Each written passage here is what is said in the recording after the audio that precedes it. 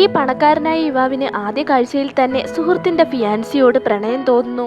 സുഹൃത്തിന്റെ പ്രതിസുത വധു ആയതുകൊണ്ടും അവന്റെ സ്റ്റാറ്റസ് കൊണ്ടും ഒരിക്കലും അവന്റെ ഇഷ്ടം അവളോട് തുറന്നു പറയാൻ അവന് സാധിച്ചിരുന്നില്ല. എന്നാൽ ഈ യുവാവിന്റെ സുഹൃത്താവട്ടെ മറ്റൊരു പെൺകുട്ടിയോടൊപ്പം ചേർന്ന് നിന്ന് അവളെ വഞ്ചിക്കുന്നു. ദേഷ്യം തോന്നിയ പെൺകുട്ടി അവിടെ ഉണ്ടായിരുന്ന ഒരു ബോട്ടിലെടുത്ത് അവന്റെ തലക്കടിച്ച് പൊട്ടിക്കുകയും അവനുമായി ബ്രേക്കപ്പ് ആവുകയും ചെയ്യുന്നു. ക്ഷമത്തിലും ദേഷ്യത്തിലുമായിരുന്ന പെൺകുട്ടി ഒരു രാത്രി മുഴുവൻ ബാറിലിരുന്ന് മദ്യപിക്കുന്നു. ഈ കാഴ്ചകളെല്ലാം യുവാവ് അടുത്തു തന്നെ ഇരുന്ന് കാണുന്നുണ്ടായിരുന്നു. തനിക്ക് അവളെ നേടാനുള്ള കൃത്യമായ സമയം ഇതാണെന്ന് യുവാവിന് മനസ്സിലാവുകയും അവൻ അവളുടെ അടുത്തേക്ക് പോകുന്നുമുണ്ട്. അമുഖം തന്നെ ചതിച്ചതിൽ ഒരുപാട് വിഷമത്തിലായിരുന്ന പെൺകുട്ടി അവനെ ഒരു മെയിൽ മോഡലായി തെറ്റിദ്ധരിക്കുകയും ഒരു രാത്രി അവനോടൊപ്പം ചെലവഴിക്കുകയും ചെയ്യുന്നു. പിറ്റേ ദിവസം ഒരു തെളിവുകളും അവശേഷിപ്പിക്കാതെ അവൾ അവന്റെ അടുത്ത് നിന്ന് ഓടിപ്പോകുന്നുമുണ്ട്. 3 വർഷമായി ആ ധനികനായ യുവാവ് അവളെ തിരഞ്ഞുകൊണ്ടേയിരുന്നു. എന്നാൽ അവളെക്കുറിച്ച് ഒരു വിവരവും കിട്ടാത്തത് കൊണ്ട് തന്നെ ഇനിയൊരിക്കലും അവളെ കാണാൻ സാധിക്കില്ല എന്ന് അവൻ കരുതിയിരുന്നു. എന്നാൽ ഒരു ദിവസം പെൺകുട്ടിയാവട്ടെ യാദൃശികമായി യുവാവിന്റെ ഗൈനക്കോളജി ക്ലിനിക്കിലേക്ക് ഒരു ചെക്കപ്പിനായി വരുന്നു. മാസ്ക് ധരിച്ചത് കൊണ്ട് തന്നെ അവൾക്ക് അവനെ മനസ്സിലായില്ല. പക്ഷേ ഒറ്റനോട്ടത്തിൽ തന്നെ ആ യുവാവിന് അവളെ മനസ്സിലായിരുന്നു. ഒരു ആൺ ഡോക്ടർ ആണല്ലോ തന്നെ പരിശോധിക്കാൻ പോകുന്നതെന്ന് ഓർത്തിട്ട് എന്തെന്നില്ലാതെ നാണക്കേട് ആ പെൺകുട്ടിക്ക് അനുഭവപ്പെട്ടു. അവളുടെ പരിഭ്രാന്തി മനസ്സിലാക്കിയ ആ യുവാവട്ടെ ഉടനടി മാസ്ക് മാറ്റുന്നു. അവന്റെ മുഖം കൂടി കണ്ടപ്പോൾ അവൾക്ക് അതീവമായ നാണക്കേട് അനുഭവപ്പെട്ടു. പതിയെ അവൾ അവിടെ നിന്ന് രക്ഷപ്പെടാൻ ശ്രമിച്ചെങ്കിലും ആ യുവാവ് അവളെ തടഞ്ഞു നിർത്തുന്നു.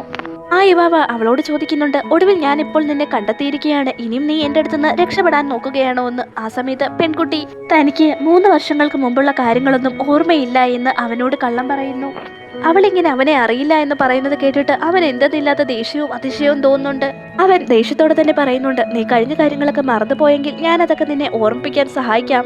ഇത് കേട്ട് പെൺകുട്ടി നാണക്കേടോടെ മുഖം മറയ്ക്കുന്നുണ്ടെങ്കിലും അവൻ അവളെ കിസ് ചെയ്യാൻ വരികയാണെന്ന് മനസ്സിലാക്കി അവൾ ഉടനടി അവനെ തള്ളിമാറ്റി അവിടെ നിന്ന് ഓടിപ്പോകുന്നു.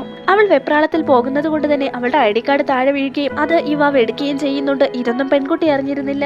ആ രാത്രിയിൽ പെൺകുട്ടിക്ക് ഒരു നൈറ്റ് പാർട്ടി അറ്റൻഡ് ചെയ്യണമായിരുന്നു. എന്നാൽ അപ്രതീക്ഷിതമായി അവളുടെ എക്സ് ബോയ് ഫ്രണ്ടിനെയും അവളുടെ ബെസ്റ്റ് ഫ്രണ്ടിനെയും ഒരുമിച്ച് കാണുന്നു.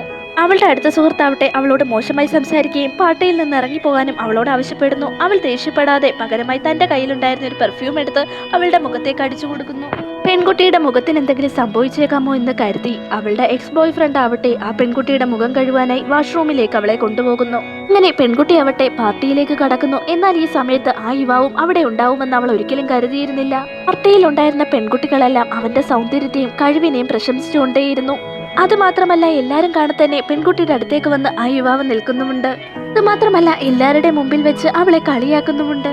അവിടെയുള്ള എല്ലാവർക്കും അവർ തമ്മിൽ ബന്ധമുണ്ടെന്ന് മനസ്സിലാവുന്നു. പരിഭ്രാന്തയായ പെൺകുട്ടിക്ക് എന്ത് പറയണമെന്നറിയാതെ അവിടെ തന്നെ നിൽക്കേണ്ടി വന്നു.